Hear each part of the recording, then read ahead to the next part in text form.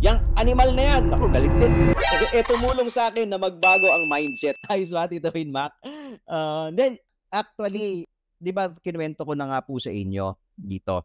Ito pong trading kasi talaga is a reflection of ourselves. You know, even yung social media, this is a reflection kung ano yung kaibuturan ng puso natin o pagkatao natin. So kung makikita nyo dito sa tambayan natin, good vibes lang eh. Halos lahat naman nagko-comment, masaya. Hindi naman laging panalo yung mga trades natin, di po ba? Pero we choose to be positive, to be happy, rather than seeing what is wrong, what is not good, what is something to hate for, di po ba?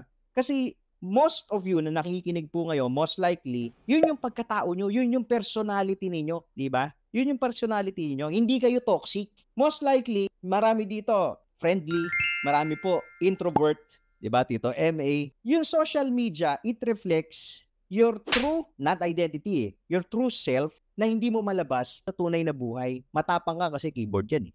Like mo dyan, galit ka, nagmumura ka. Kasi yun yung gusto mong ilabas yung nararamdaman mo, naghahanap ka ng outlet, diba? Naghahanap ka ng maituturo kasi you're so frustrated most likely. I don't know kung bakit ka frustrated. Maybe kulang sa acceptance eh. Maybe kasi gusto mo tama ka lagi at yung market lagi ang mali. But once you accept the fact na the market is always right, hindi ka na magiging bitter eh. Alam mo na, okay, there will always be a next trade. Tatagal po kayo sa game na to as you mature. Marami pong ganyan eh.